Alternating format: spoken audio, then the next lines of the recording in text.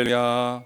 찬송 384장 찬양하시면서 4월 16일 화요일 새벽 기도회 시작하겠습니다. 찬송 384장입니다.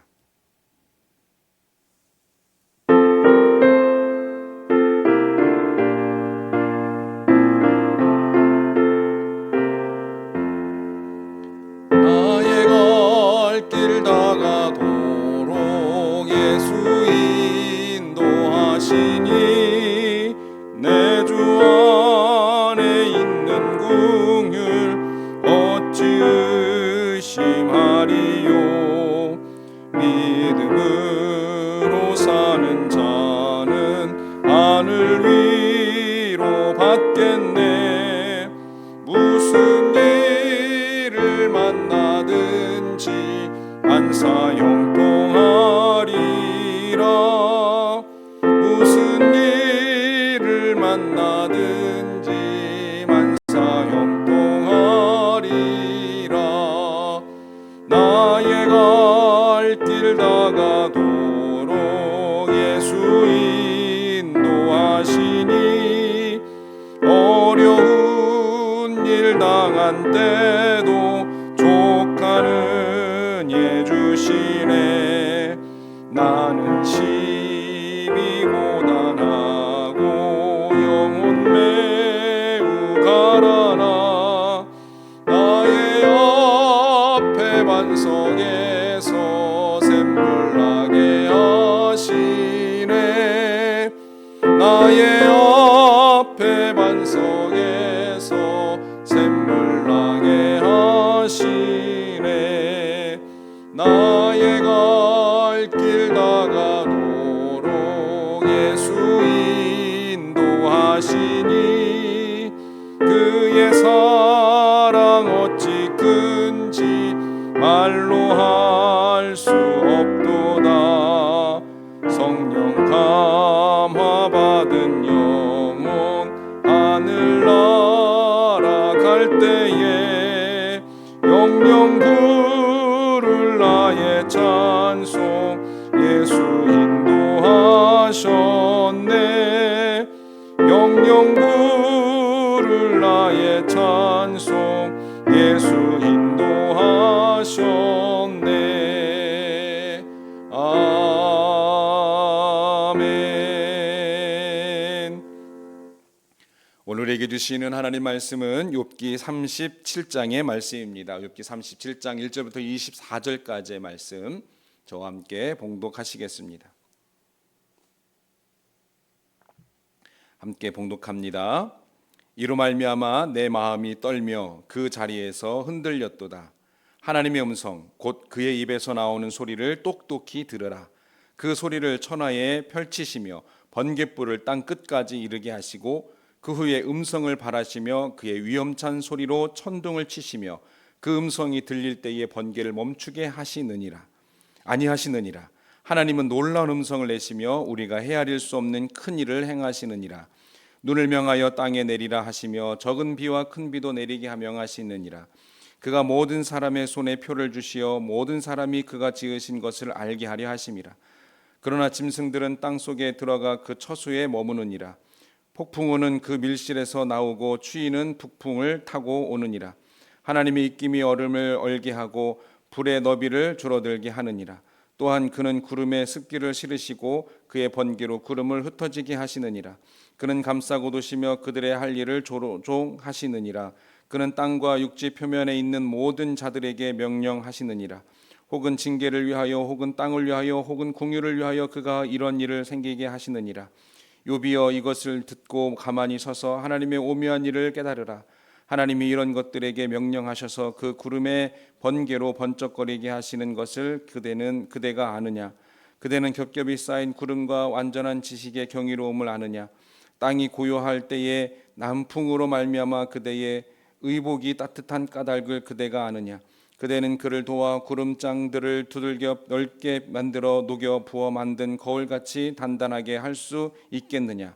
우리가 그에게 할 말을 그대는 우리에게 가르치라. 우리는 아둔하여 아뢰지 못하겠노라. 내가 말하고 싶은 것을 어찌 그에게 고할 수 있으랴. 삼켜지기를 바랄 자가 어디 있으랴.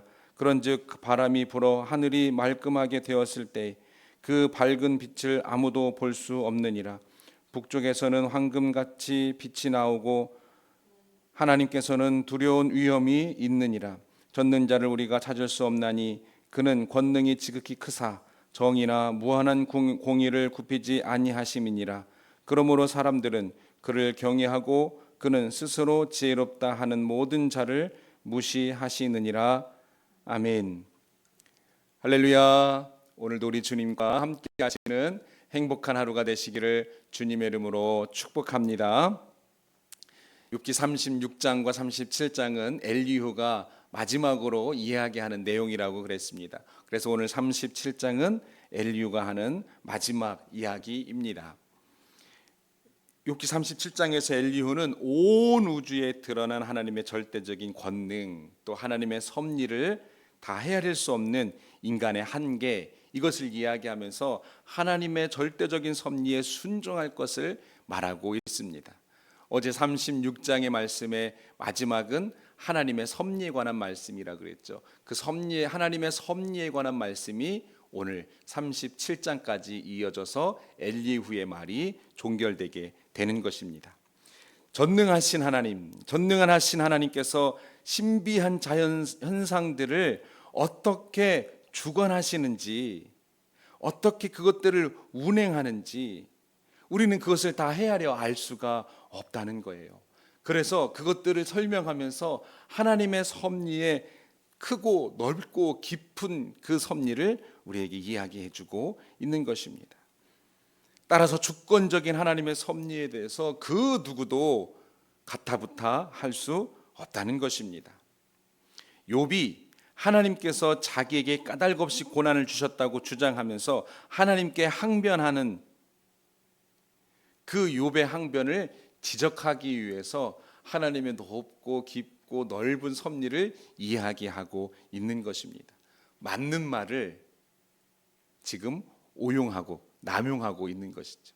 잘못된 것에 적용하고 있는 것입니다. 하나님은 이런 분인데 네가 어떻게 감히 지금 이렇게 반협박처럼 이야기하고 있는 것입니다.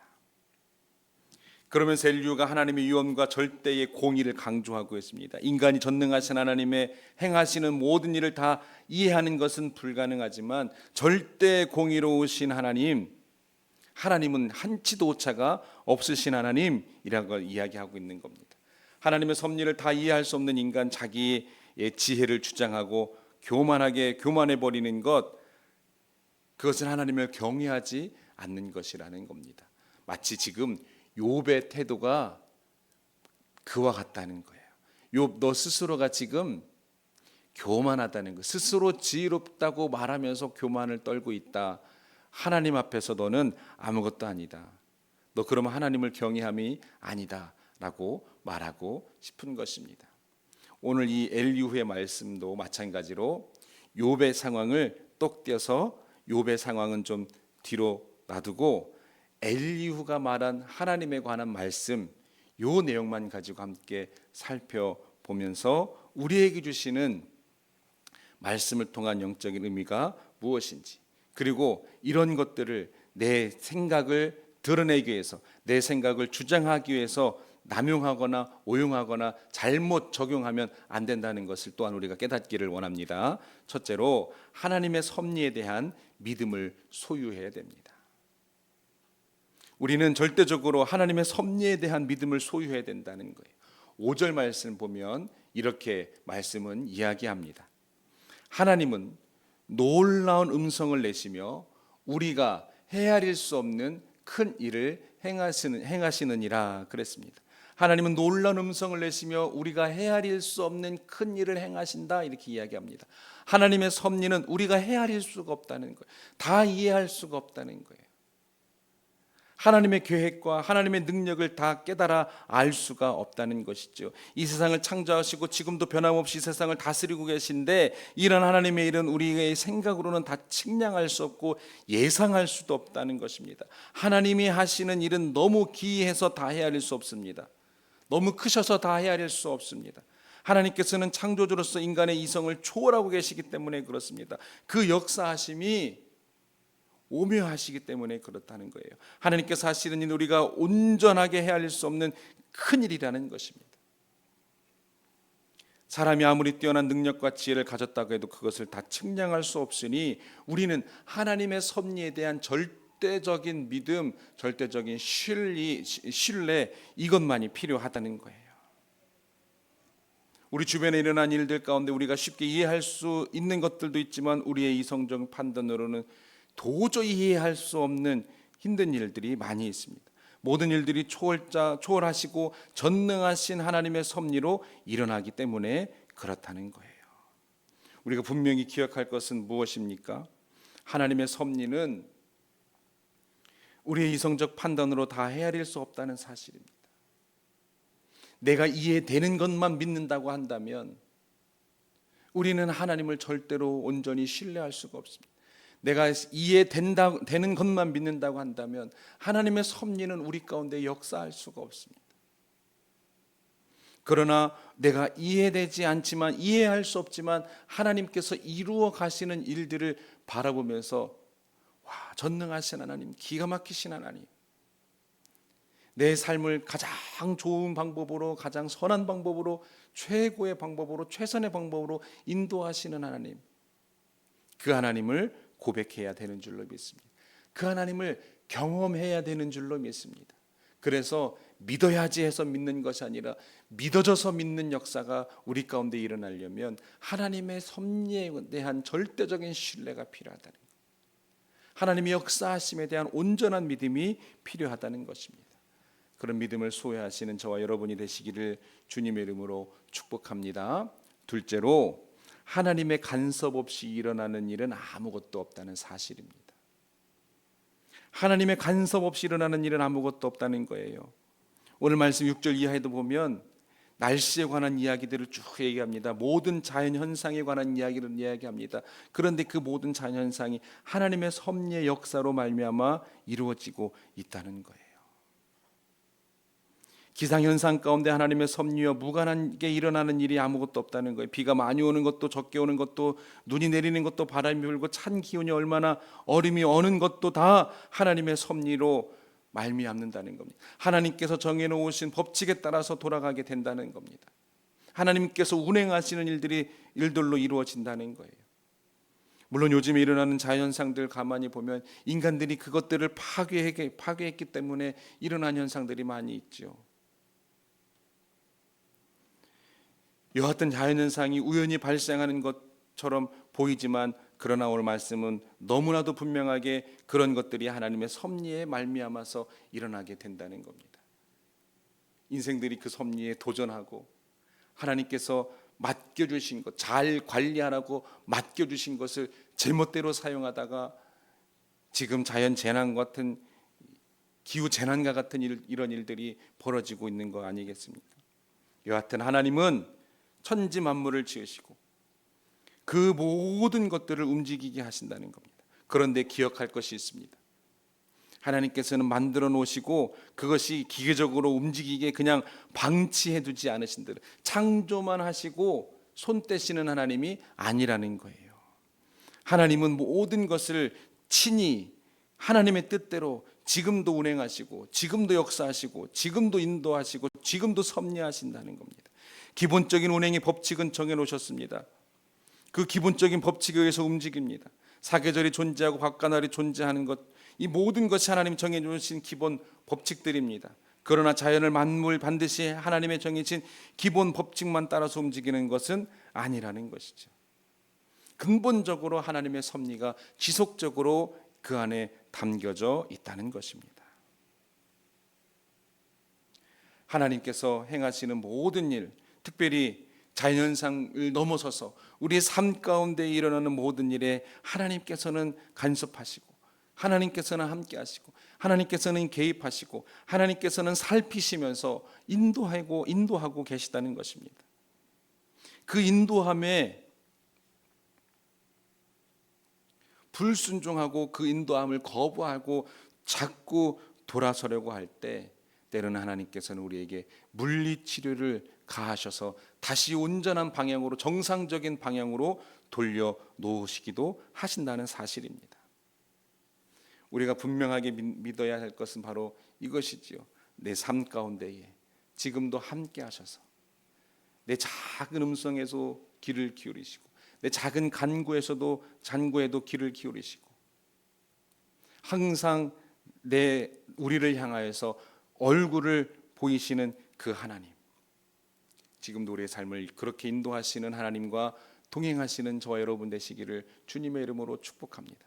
하나님께서 내 삶을 주관하시고 인도하실 때에 모든 것을 주님께 내어 맡기고 모든 것을 주님께 의지하고 주님의 인도하심을 따라갈 수 있는 그런 믿음을 소유하시기를 주님의 이름으로 축복합니다. 끝으로 하나님은 경건한 자를 지키시고 교만한 자를 물리치십니다. 엘리후의 마지막 이야기를 통해서 우리가 깨달을 수 있는 것은 무엇이냐? 하나님은 섭리하십니다. 그리고 하나님은 우리의 모든 삶 가운데에 함께 하셔서 우리를 가장 좋은 곳으로 인도하십니다.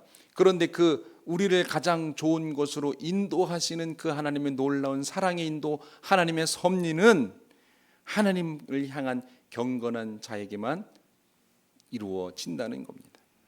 교만한 자는 하나님께서 물리치신다는 거예요. 교만한 자는 하나님께서 섭리하시지 않으신다. 하나님의 역사와 기적을 행하시지 않으신다는 겁니다. 그래서 사도 바울은 로마서에서 교만한 자들, 하나님의 인도하심과 섭리를 거부하는 자들, 그들을 어떻게 행하시는 하나님은 방임하신다 그랬습니다. 방치하신다 그랬어요. 심지어 넘겨주신다 그랬습니다. 죄악 가운데 넘겨주신다 그랬어요. 교만한 자는 그런 처분을 받게 된다는 거예요. 그러나 하나님을 향하여 신실한 마음을 품는 경건한 자들은 여전히 하나님께서 지키시고 여전히 돌봐주신다는 사실을 기억하시기를 주님의 이름으로 축복합니다. 엘리후가 마지막에서 오늘 이렇게 이야기합니다. 하나님은 마음에 지혜롭다고 하는 자를 돌아보지 아니하신다라고 얘기하고 있습니다. 마음에 지혜롭다고 하는 자, 다른 말로 하면 스스로 지혜롭다고 하는 자입니다. 교만한 자지요. 교만한 사람을 하나님께서는 대적하신다는 겁니다.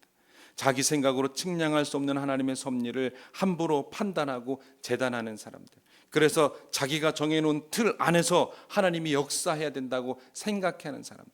물론 그렇게 정의롭고 생각하는 사람이 없습니다. 그런데 나도 모르는 사이에 교만은 무엇이냐? 내가 정해놓은 틀에 모든 것이 들어와야 된다는 거예요. 내 사고의 틀에, 내 생각의 틀에, 내가 믿는 그 신념의 틀에 하나님마저도 그 틀 안에 맞추어 넣으려고 하는 것, 그것이 마음에 지혜롭다고 하는 사람이고 스스로 지혜롭다고 하는 사람이고 교만한 사람의 특징이라는 겁니다. 이 자기만의 틀에서 벗어나면 하나님도 가차 없어요. 하나님은 그러시면 안 된다는 거예요. 어떻게 그럴 수가 있느냐. 그래서 하나님도 자기의 틀 안에서만 믿습니다. 자기의 사고 안에서만 믿습니다. 그런 자에게 하나님의 진노와 심판이 있다는 겁니다. 엘리후가 이 말을 한 이유는 욥이 지금 그러고 있다는 거죠. 욥이 자기의 신념과 자기의 생각과 자기의 판단과 자기가 믿고 있는 자기의 지혜 안에 갇혀서 하나님도 그 안에 맞춰 넣으려고 하고 있다는 겁니다. 물론 그렇지 않지요. 욥은 그렇게 하지 않았습니다. 어떻게 해서든 자기의 생각을 하나님의 뜻에 맞추려고 몸부림치려 쳤던 사람이지. 하나님의 그 섭리를 깨달으려고 몸부림치려고 했던 것입니다.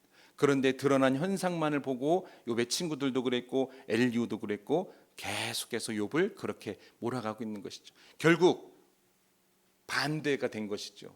욥의 친구들, 엘리후 자신들의 신념의 틀에 하나님을 가두고 있는 것입니다. 그러면 안 된다고 이야기하고 있습니다. 그래서 그 이야기들은 우리에게 영적 교훈을 줍니다. 그런데 그렇게 이야기하고 있는 본인들이 그렇게 행하고 있더라는 거예요. 여하튼 하나님은 경건한 자를 지키지만 이렇게 교만한 자는 물리친다는 사실을 기억해야 됩니다. 욥이 자기의 의를 주장하는 것에 마음에 지혜롭게 여기는 교만한 것이고 공의로우신 하나님, 섭리하시는 하나님, 역사하시는 하나님을 대적하는 것이라고 엘리후가 이야기하고 있는 것인데 말씀의 상황과 정황을 보면 실상은 그 반대라는 것이죠. 엘리후가 욥의 친구들이 지금 그렇게 하고 있다는 겁니다. 마음에 지혜롭다고 하는 자를 하나님께서 돌아보시지 않는다는 것입니다. 그러니까 두렵고 떨리는 이야기지요. 그렇게 지적하고 정죄하고 이야기하고 있는 본인들이 하나님께서 물리치는 사람이 될 수 있다는 겁니다. 엘리후가, 욥의 친구들이 본인들이 이야기하고 있는 것대로 하나님께서 물리치시는 교만한 자, 스스로 지혜 있다고 생각하는 자가 되고 만다는 겁니다. 하나님은 마음이 겸손하여서 당신은 하나님을 경외하는 경건한 사람, 하나님의 섭리를 신뢰하는 사람, 그런 사람들을 지키십니다. 우리 몸에서 가장 중요한 것은 머리라고 할 수 있겠죠. 그 머리에서도 우리가 가장 예민하게 보호하고 지키는 것이 눈입니다. 주위에서 어떤 일이 있을 때 가장 먼저 반응하는 것이 눈입니다. 가장 먼저 눈동자를 지키기 위해서 눈을 감기도 하고 손을 이렇게 올리기도 합니다. 머리에서 그렇게 순간적인 명령을 내리는 것이죠. 그 명령을 받은 기관은 눈을 빨리 감을 수 있도록 전달합니다. 그래서 사람이 불의의 사고를 당해서 온몸이 다 깨어져도 눈은 보통 안전합니다. 눈에 직접적인 충격을 받지 않는 이상 눈은 보통 안전합니다. 왜냐하면 몸에 강한 보호 본능이 눈을 제일 먼저 보호하도록 작용하기 때문이죠. 하나님을 경외하는 경건한 사람은 하나님 보시기에 바로 이 눈동자 같은 존재라는 거예요. 가장 먼저 보호해야 하는, 저 여러분은 하나님께서 가장 먼저 보호하고 안전하게 지키는 눈동자 같이 지키시는, 그래서 우리가 눈동자 같이 지키신다 그러잖아요. 우리는 스스로 지혜롭다고 생각하며 교만해지면 안 된다는 겁니다. 잠언 3장 7절 말씀에서도 이렇게 이야기합니다. 스스로 지혜롭게 여기지 말라. 여호와를 경외하며 악을 떠날지어다. 스스로 지혜롭게 여기지 말라. 여호와를 경외하며 악을 떠날지어다. 이 말을 가만히 보면 뭡니까? 여기서 말하는 악을 떠날지어다. 악이 뭘까요? 스스로 지혜롭게 여기는 것이 악한 것이라는 거예요. 남을 정죄하고 남을 재단하고 하는 것은 다 하지만 실상은 본인이 그렇게 교만을 떨고 있다라는 겁니다. 하나님을 경외하는 것이 지혜의 근본이라고 한 잠언서의 말씀처럼 우리는 하나님께서 눈동자같이 지키시는 겸손한 신앙의 믿음, 하나님의 놀라운 섭리를 따르고 의지하고 바라보는 복된 믿음의 소유자가 다 되시기를 주님의 이름으로 축원합니다. 기도하겠습니다. 하나님 감사합니다. 오늘도 우리와 함께 하셔서 말씀으로 시작합니다. 하나님의 섭리를 온전히 따라가는 겸손한 믿음의 소유자가 되게 해 주시옵소서. 예수님의 이름으로 기도합니다. 아멘. 하늘에 계신 우리 아버지여, 이름이 거룩히 여김을 받으시오며 나라 임하옵시며 뜻이 하늘에서 이룬 것 같이 하늘에서 땅에서도 이루어지이다. 오늘날 우리에게 일용할 양식을 주옵시고 우리가 우리에게 죄 지은 자를 사하여 준 것 같이 우리 죄를 사하여 주옵시고 우리를 시험에 들게 하지 마옵시고 다만 악에서 구하옵소서. 대개 나라와 권세와 영광이 아버지께 영원히 있사옵나이다. 아멘. 이 시간 말씀을 기억하시면서 함께 기도하시겠습니다. 기도하실 때의 중보 기도 제목입니다. 교회를 위해서 기도하겠습니다. 성전 건축과 백백 프로젝트를 위해서, 총력 전도대할 전도를 위해서, 성도들을 위해서 기도합니다. 신앙 성장과 성숙을 위해서, 성도들의 사명 감당과 영육의 강건함, 생업의 축복을 위해서, 환우들을 위해서도 기도하겠습니다. 자녀들을 위해서 기도합니다. 세상을 이기는 믿음이 되도록 기도하시고 하나님 주신 사명으로 늘 가슴이 벅차도록 기도하겠습니다. 군복무, 직장, 학업으로 가정을 떠나 있는 자녀들을 위해서도 기도하시고 담임 목사 가정을 위해서도 기도하시고 각자의 기도 제목들을 가지고 함께 기도하겠습니다. 하나님 아버지 감사합니다. 우리의 삶을 놀라운 섭리로 인도하시는 그 하나님을 우리가 온전하게 신뢰하게 하여 주시옵소서. 내 삶 가운데에 함께 하셔서 지키시고 보호하시는 하나님의 사랑과 은혜와 능력과 축복을 날마다 간구하게 하시고 구하게 하시고 바라보게 하여 주시옵소서. 스스로 교만하여 스스로 지혜롭다고 하며 하나님의 섭리를 재단하는 것이 아니라 하나님을 내 생각의 틀 안에 갖추어 넣으려고 하는 것이 아니라 하나님의 크고 놀라운 뜻에 온전히 신뢰하며 따라갈 수 있는 복된 믿음 되게 하여 주시옵소서.